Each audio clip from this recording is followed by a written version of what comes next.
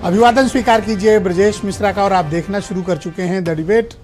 बहनों भाइयों, संगम में स्नान को लेकर सियासी संग्राम छिड़ गया है।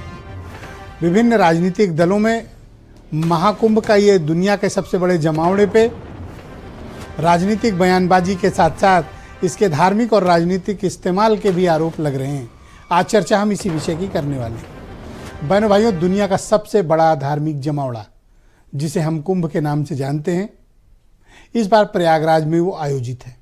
ऐसी मान्यता है कि कुंभ 12 साल के बाद लगता है और 144 सालों के बाद ऐसा बताते हैं कि संयोग बड़ा है कि ये सबसे बड़ा कुंभ है। इस कुंभ में स्नान करने मात्र से आपके पाप धुल जाते हैं, आपके पुरखे तर जाते हैं और आपका आने वाला जीवन बेहतर होता है।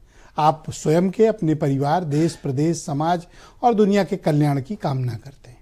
इसलिए कुंभ में संगम में स्नान को हिंदुओं में सबसे पवित्र कार्यों में से एक माना जाता है। इस कुंभ का आयोजन ने इस बार एक अलग ही स्वरूप प्रदान किया है।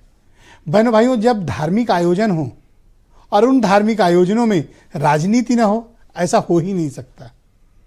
जहां धर्म है वहां राजनीति निश्चित ही आएगी। क्यों? क्योंकि दोनों एक साथ हैं। नदी के दो किनारे हैं जो हैं एक साथ, मिलते भले नहीं है लेकिन उपयोगिता दोनों की है, धर्म और राजनीति। तो महाकुंभ कोई पहली बार ऐसा नहीं कि कोई पॉलिटिकल यूज के लिए, जो भी सरकारें रहती हैं उसका भरपूर राजनीतिक इस्तेमाल होता आया है। पहले भी हुआ है, अभी भी हो रहा है। कांग्रेस की सरकारों में भी, बीजेपी की सरकार में भी, मुलायम सिंह यादव की सरकार में भी और अखिलेश यादव की सरकार में भी। और अभी 2 कुंभ कराने का मौका यूपी के मुख्यमंत्री योगी आदित्यनाथ को मिला। 3 तस्वीरें वहां से आई हैं कुंभ से, जिनकी चर्चा राजनीतिक हलकों में सर्वाधिक है। एक, मुख्यमंत्री योगी आदित्यनाथ अपनी पूरी कैबिनेट के साथ उन्होंने संगम स्नान किया, कैबिनेट की बैठक की। उनके संगम स्नान की तस्वीरें सोशल मीडिया पर सार्वजनिक हुई और अपोजिशन ने आरोप लगाया कि राजनीतिक इस्तेमाल के मकसद से कुंभ में कैबिनेट स्नान करने गई थी। और यह कहा गया कि कुंभ का धार्मिक आयोजन है, इसका राजनीतिक इस्तेमाल बीजेपी कर रही।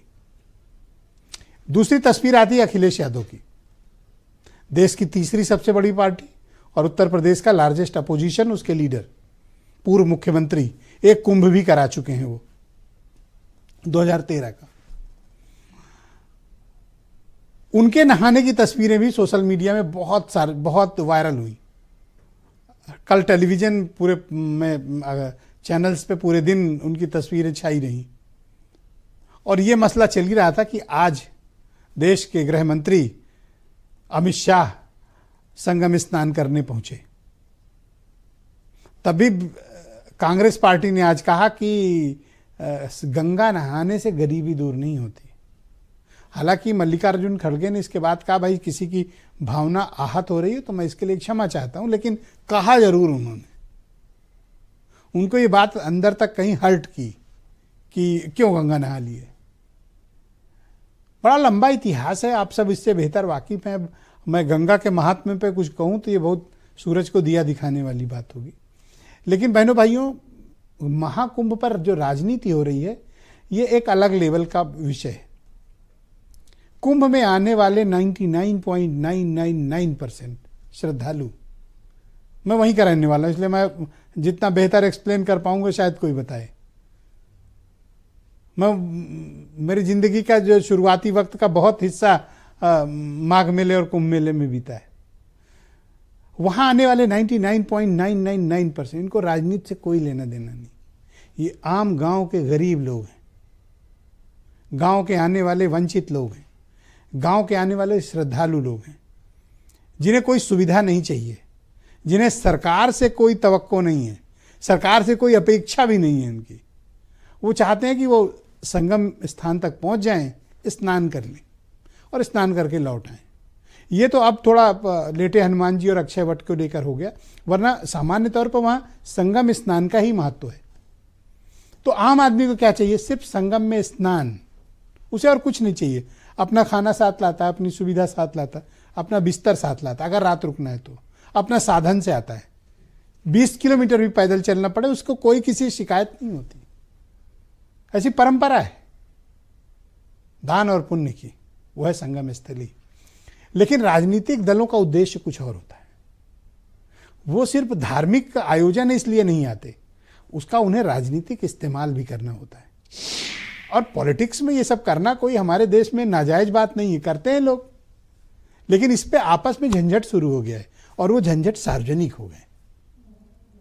तो क्या ये कुंभ की गरिमा से विषय से जुड़ा विषय है, या फिर ये पॉलिटिकल पार्टीज मिलकर कुंभ का इस्तेमाल कर रहे हैं, इधर वालों को वो बना रहे हैं और इधर वालों को ये बना रहे हैं? क्या वाकई में ऐसा है? तो आज हम इसकी खुली चर्चा करेंगे कि क्या धर्म में राजनीति का इस्तेमाल महाकुंभ में हो रहा है या नहीं हो रहा है, और किसी को क्या आपत्ति है कि कौन गंगा नहा रहा है, कौन संगम नहा रहा है, कौन आ रहा है, कौन नहीं रहा है। हालांकि सुरेंद्र राजपूत की पार्टी के टॉप लीडर्स अभी तक नहाने नहीं पहुंचे। हम लोग उस दृश्य का भी इंतजार करेंगे। तो कुछ आप सुरेंद्र राजपूत का जिक्र इसलिए किया क्योंकि आज हैं डिबेट में भी परिचय कराऊंगा, तो पहले कुछ बयान। ये पौराणिक है कि बिना बुलाए और अपने आप सब लोग आते हैं। ये सरकार के लोगों को कोई स्पोर्ट्स इवेंट नहीं बनाना चाहिए इसको। उत्तर प्रदेश सरकार को दिल्ली सरकार 10,000 करोड़ और रुपए दे, जिससे यहाँ की ट्रैफिक व्यवस्था अच्छी हो, बुजुर्ग हों, महिलाएं हों, बच्चे हों, उनको अपने कंधे पर सामान रख करके न लाना पड़े। अखिलेश यादव जी को अपने गिरेबान में झांकना चाहिए। उनकी विचारधारा ही नहीं है कि सनातन संस्कृति को पुष्पित पल्लवित होते देखें। जहां तक व्यवस्थाओं का सवाल उन्होंने उठाया, उनसे पूछिए जब उनके कार्यकाल में महाकुंभ का आयोजन हुआ था किस प्रकार की अव्यवस्थाएं थी, गंदगी का साम्राज्य, रैंपेज हुआ था, भगदड़ हुई थी। महाकुंभ हिंदुओं की आस्था का सवाल है। ये राजनीतिक पर्यटन की जगह नहीं है, राजनीति करने की भी जगह नहीं है। जो जा सकते हो वो जाएं, जो नहीं जा सकते वो न जाएं। इसको आस्था का विषय है, इसको आस्था तक ही रहने देना चाहिए।